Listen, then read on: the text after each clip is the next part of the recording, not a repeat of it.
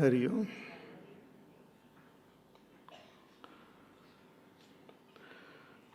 So na buddhi vedam janayed ajnanam karma sanginam joshayet sarva karmani vidvan yuktas samacharan.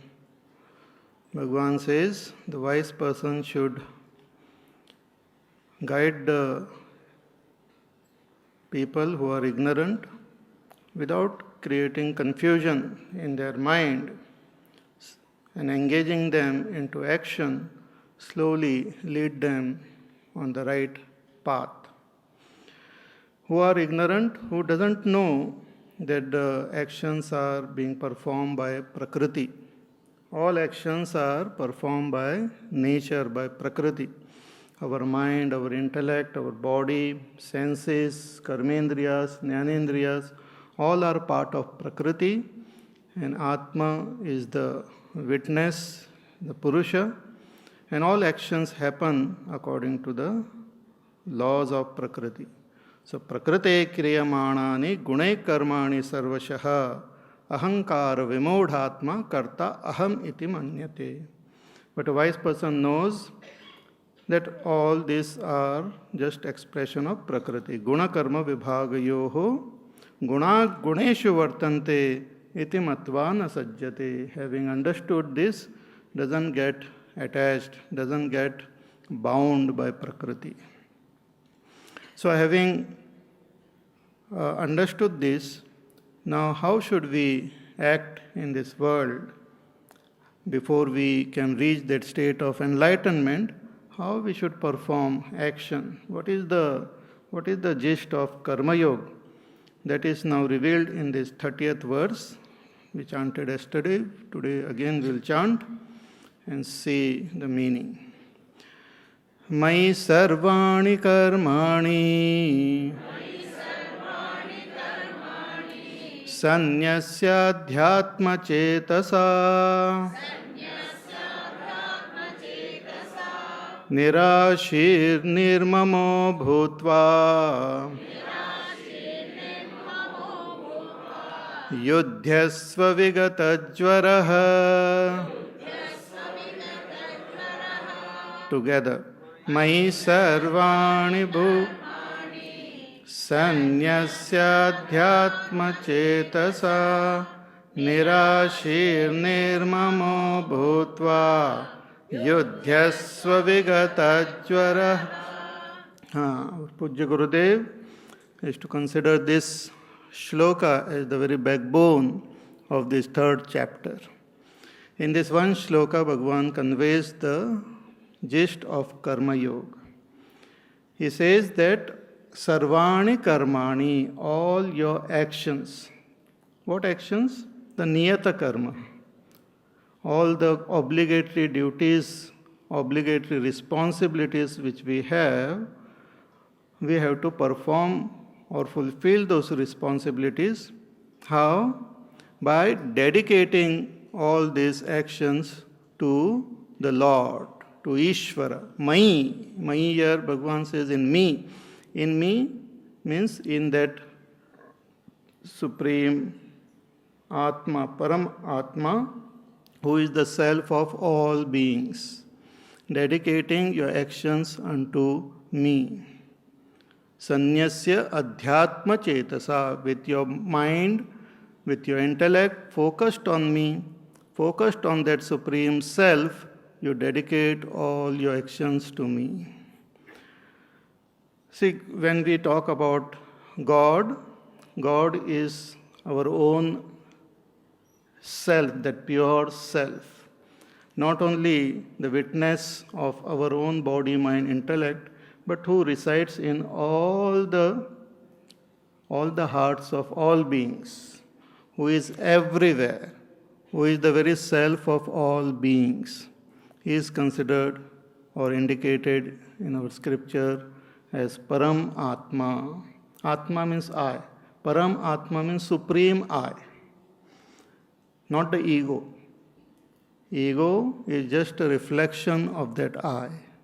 Ego is like a mirror image, but not a very good image, a mirror image. But the real self is something subtler. So when we perform action, we have to dedicate our action to this self, inner self, which is in me and in all. It's a very interesting thing. Tulsidas ji has written Ramayana, but he never claims that he has written it. He says that Lord Shiva has written. So someone asked him that so many Ramayans are there, why you want to write one more Ramayana? He says that Swantas Sukhaya Tulasi Raghunatha Gata Bhasha Nibandhamati Manjulamatanoti. I am writing this Ramayana for Swantas Sukha, for my own happiness. For my own happiness.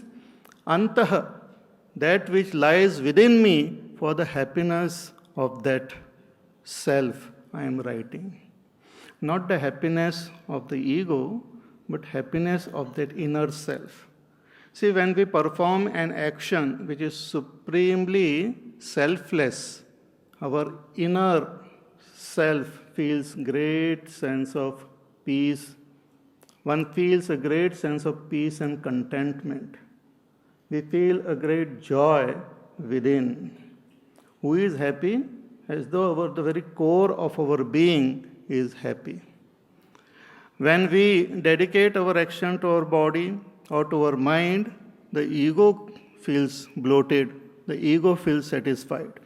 But when we dedicate our actions selflessly to the sublime truth which is there in my heart, I feel a great sense of peace and bliss within, which is called prasad.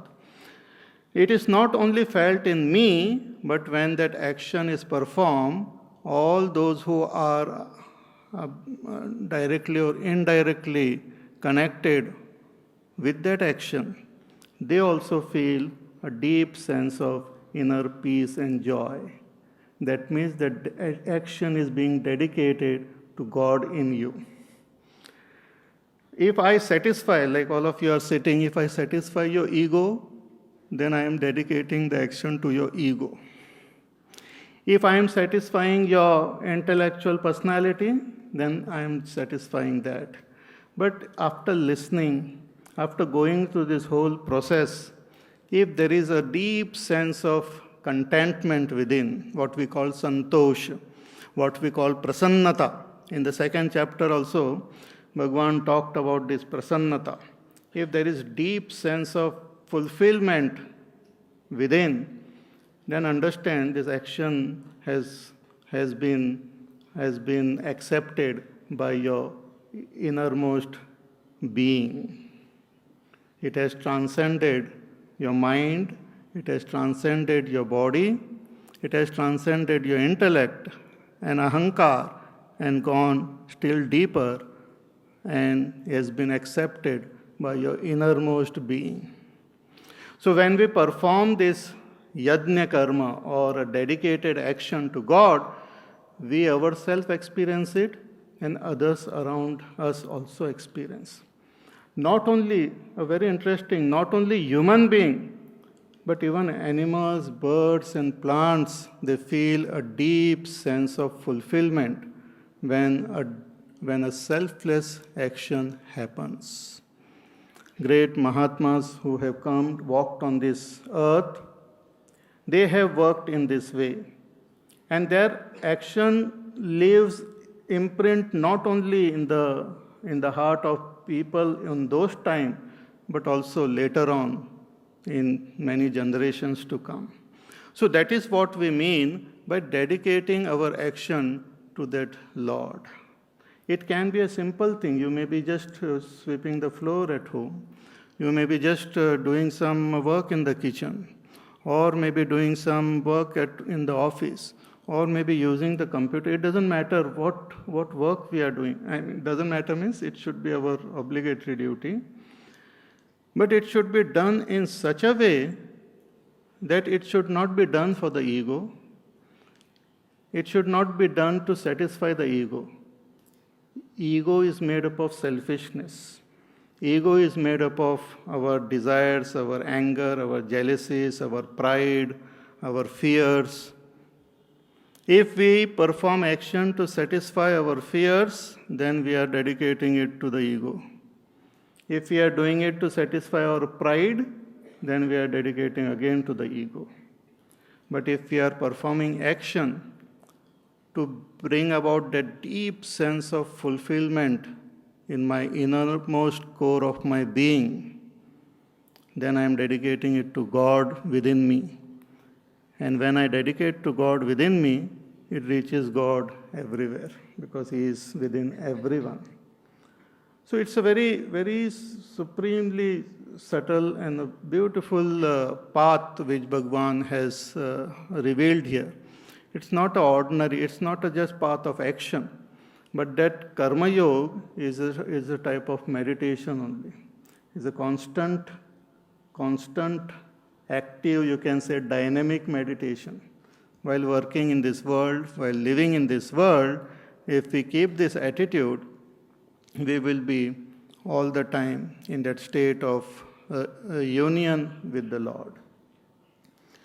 Like great devotees about whom we read in the scriptures, like Hanumanji and all, his mind, his antakarana was tuned to the Lord all the time. Whether he was with him, whether he was in Lanka, whether he was fighting with the enemies, all the time his heart was tuned with the Lord. Whatever was offered or whatever actions were offered, they reached the Lord. They reached the Bhagwan. There was one great devotee of the Lord, and he used to go to the temple and do regular puja there. So one day he got a little annoyed with Bhagwan. And then he, on the way as he was walking, he saw that cow dung there. So he took that cow dung and he just threw it on the murti of Bhagwan.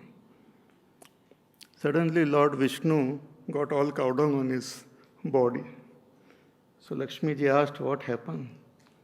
She said, my devotee is little angry, he has thrown all this thing on me.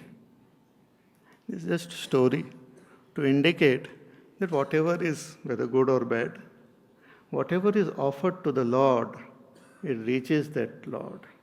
In the 9th chapter, Bhagavan will reveal this in the most beautiful way. He says, Patram pushpam phalam toyam yo me bhaktya prayachati. Whatever you offer me, a leaf, a flower, a fruit, or even water, I accept it. If it is offered with love, I accept it. I eat it. Ashnami prayatatmabhihi. I eat it. It becomes one with me. And that is what we mean by dedicating our action to God. That it's an attitude. And it comes when we drop our selfishness, drop our all these other attitudes which we have, and create this great attitude of dedicating it to the Lord. And this we practice while doing puja and all. A puja is a practice of learning to dedicate. Once that is done regularly, we learn to offer everything unto that Lord. So our life itself becomes like an offering. Our walking